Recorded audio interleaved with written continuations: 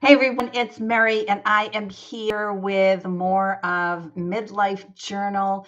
Today's discussion is about what's right with me. So, listen, I'm over 60, and I've lived a lot of life just like you have, no matter what age you are. But if you are on this call, then I imagine that you've been through the trenches. There are some really outstanding things that have happened to you throughout your life. And then there are the not so things that you have experienced through your life.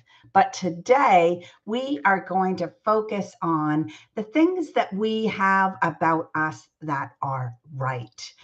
Sometimes when you look in the mirror in the morning, all you can focus on is the new gray hair or the new wrinkle or how your body just isn't the same. Maybe the clothes don't fit the same as they used to. Sometimes we turn our attention to the things that do not serve us. So, just what do you do and how do you stop that negative self-talk from keep reoccurring? So today I'm going to have you write about what is right with me so that you get to revisit this page over and over again using your own words, not my words, but your own words about just what is right with you.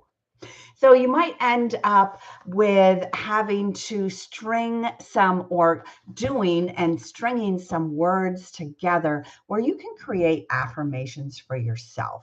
Affirmations that are true and affirmations that certainly are believable, that can be believable. So I'm looking today in Dr. John DeMartini's book, one of my favorites, which is Inspired Destiny.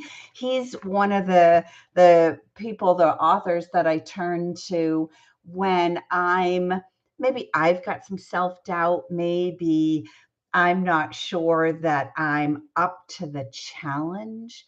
So if you have that, if you sometimes feel like you're not up to the challenge, maybe you need to try something new. You're looking for new friends, you've moved to a new country, even if you've moved to a new home, a new neighborhood, maybe you're in a new relationship or want to leave a relationship. How can you stay inspired and focus onto doing the things that you wish to do, becoming the person that you wish to become? So sometimes when we are thinking about ourselves, thinking about what does inspire me, like what's right with me, because if you go to the mirror, which I love to do my mirror talk for those of you that follow me, don't forget to subscribe, by the way. But for those of you that follow me, I love my mirror talk.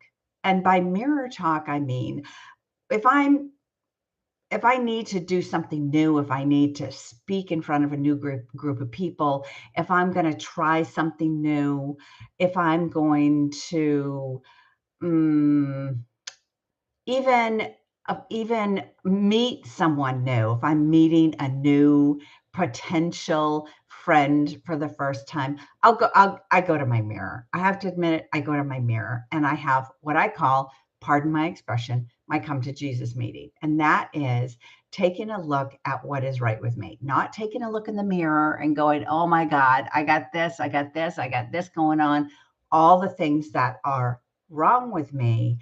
Instead, I flip that script and look at everything that is right with me. So, the truth of the matter is no matter if you've had some horrific, scary, frightening experiences in your life, you made it through. You made it here today. Like you're sitting here with me. That in itself is a tremendous feat. There are some things in my life that have happened that I wouldn't wish on anybody, but I made it here. Somehow I pushed through, and there was some inner guidance system in me that helped me to get through that situation. Today, that's what we want to get into. So grab your pen, grab your journal, and let's think of some of these instances. Sometimes when we're writing about ourselves, it's easier to focus on the negative. We see a blank sheet of paper, we don't really know what to write. All of a sudden, some fears come up. I'm not going to say the right stuff. I'm not going to write the right stuff.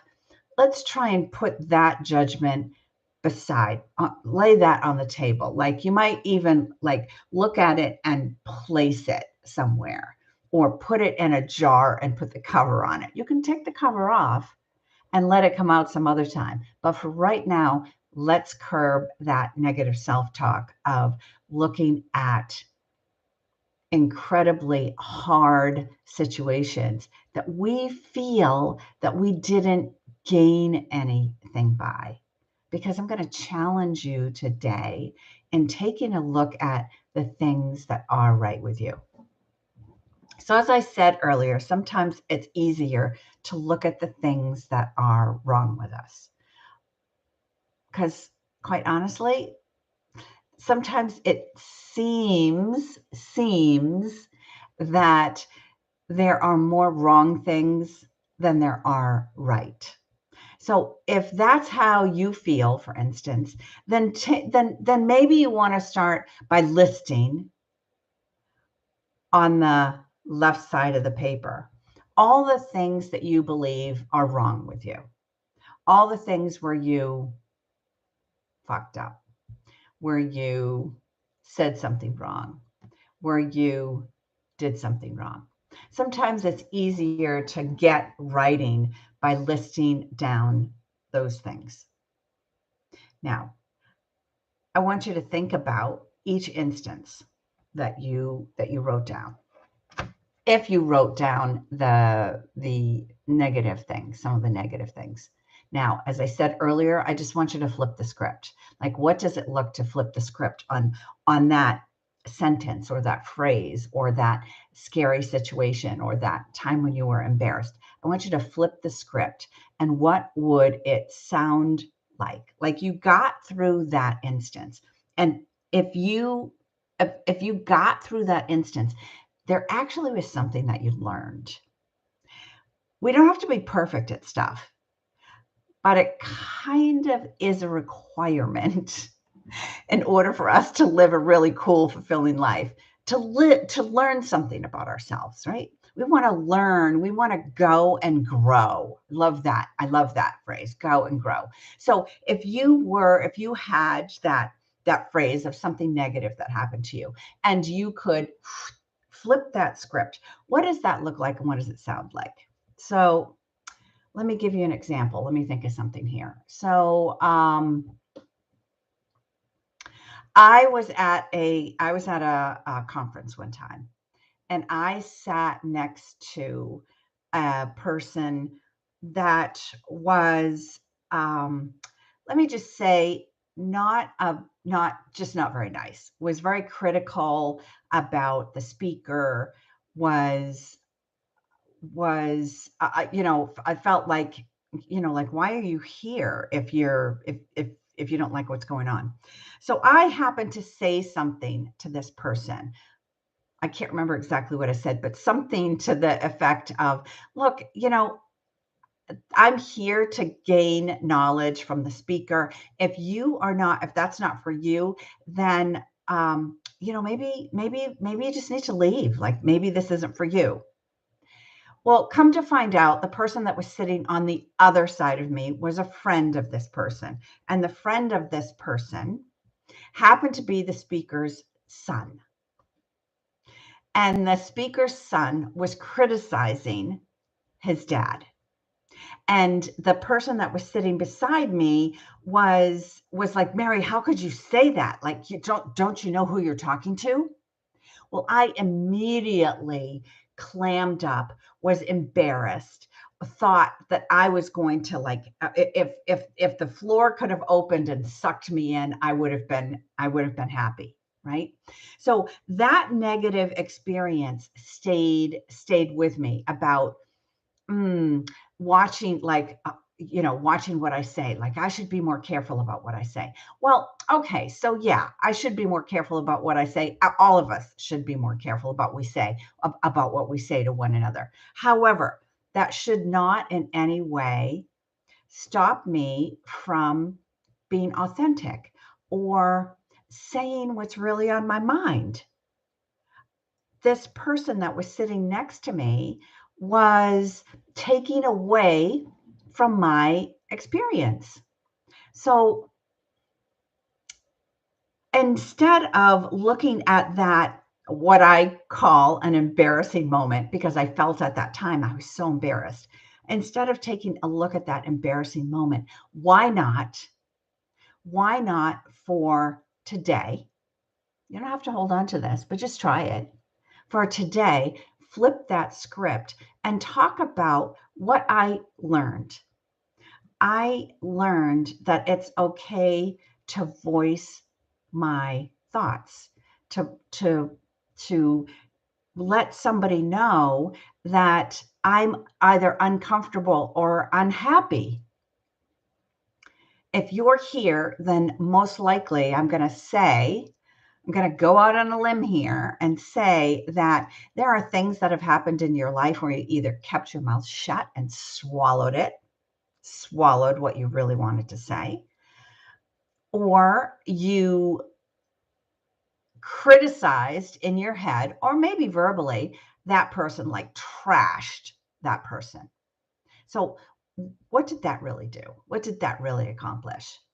Instead of looking at those things that were right about me in that situation. So, if you're still in this negative space of the things that I've done wrong throughout my life, let's try and flip that. So let's maybe draw a line on the through the piece of paper. Draw a horizontal line. And now the next part of this, take a look at who you are. Maybe you want to define yourself. Define some of those things or list those words that are really part of who you are at your essence. Maybe, and it could be words that maybe somebody that you've never even told anybody, or maybe something you're going to list something that somebody doesn't know about you, like I've got this inner strength, like I've got this inner fire, or that I love change, like I'm trying to embrace change. So you want to list the areas that you feel some accomplishment. Now, let me tell you, if you're a woman listening to this call, and I'm going to speak with women because that's who I'm with most. This also works for men, but I find that women do a little bit more negative self-talk than men. So if I'm asking you to write down your accomplishments, a lot of women automatically freeze. Like I've never done anything. So take a look at this. An accomplishment as I learned how to ride a bike. I graduated high school. I got into college, or I graduated college, or I had a baby.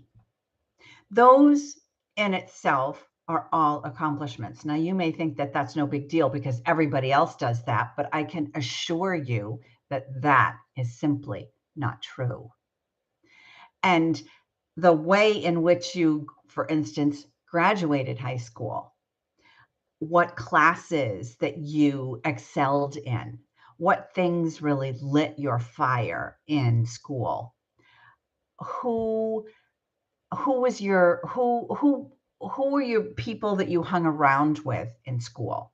These are all accomplishments that sometimes that we don't think about and we don't celebrate because we just think that that's just what everybody does. But if you looked at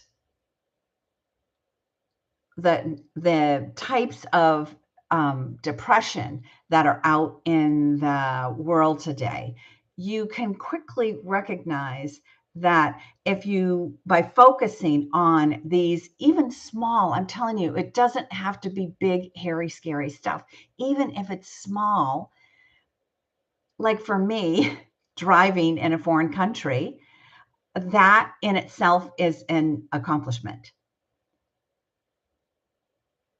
Going to the farmer's market, not speaking the language here, doing my best to fumble my way through the Polish language, asking for what I want.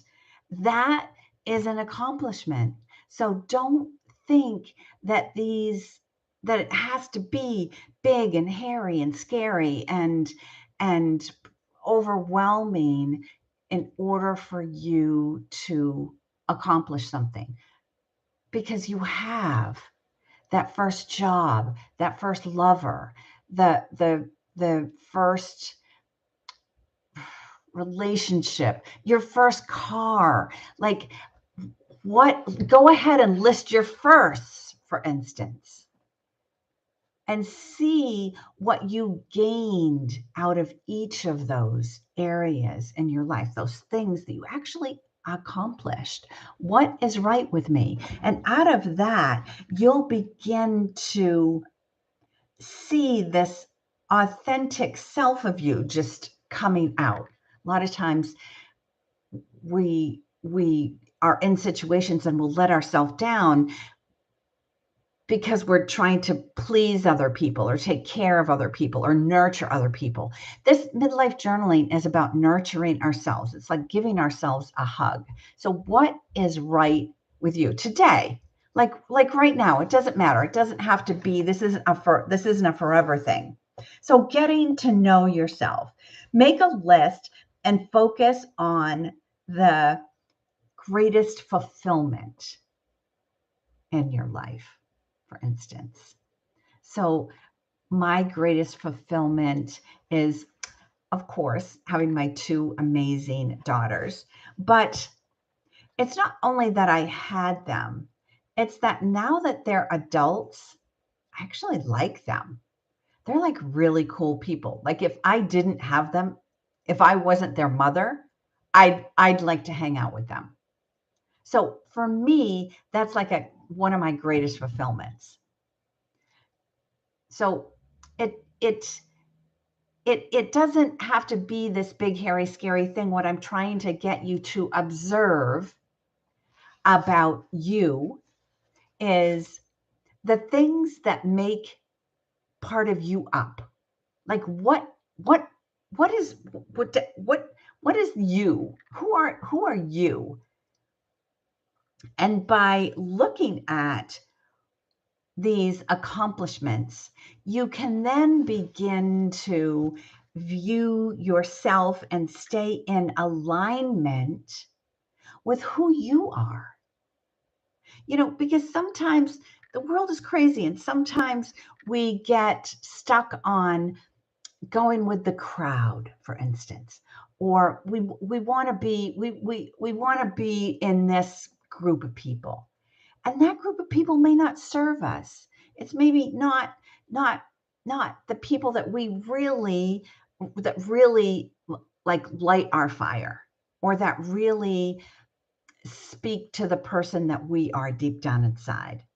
So by looking at what's right with you, you can then begin to define and and believe, most of all, because this, it's like everything that I do is about belief. So believe that you are this, like this pretty cool person. You've done some pretty crazy stuff. I've done some really stupid things that I made it through. And I've done some really fantastic things that sometimes I have to pinch myself because I can't believe I did them. And I'm going to venture out on a limb here and say that you are the exact same way, that there are spectacular things that you have done in your life. And then there are situations that you got in that were scary, hurtful, demeaning, demanding, all of that. But in all of that, there is an accomplishment that you made it through. Somehow, some star was following you, some light of inspiration came to you, and you made it through. So, what does that look like? What are the things that are right with you? And if you if you get to where you're satisfied with your list, because it's kind of like an ongoing list, right? Because we're doing new things every day. Every day when we get up in the morning and drop our feet down on the floor, it's a whole new beginning. We've never done this day before. So how can you do the day new? How can you do the day knowing, believing, championing your accomplishments, your what's right with you, so that when your feet hit the floor, you already have a renewed sense of who you are and what you stand for.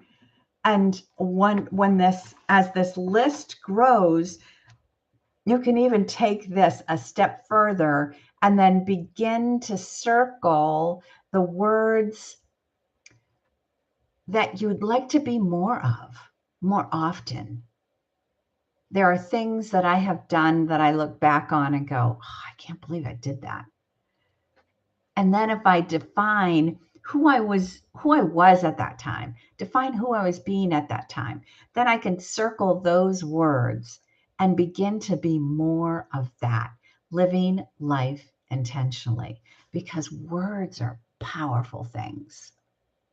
And the more words, positive words, the what's right with me words that we talk about, that we write about, that we begin to believe, the more we have a chance of living the life we've always dreamt of living and becoming the best version of you.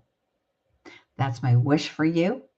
I hope you'll take this journal session on with gusto, without criticism, and go and write that list. Create you. Create those words that define the amazing person that you are.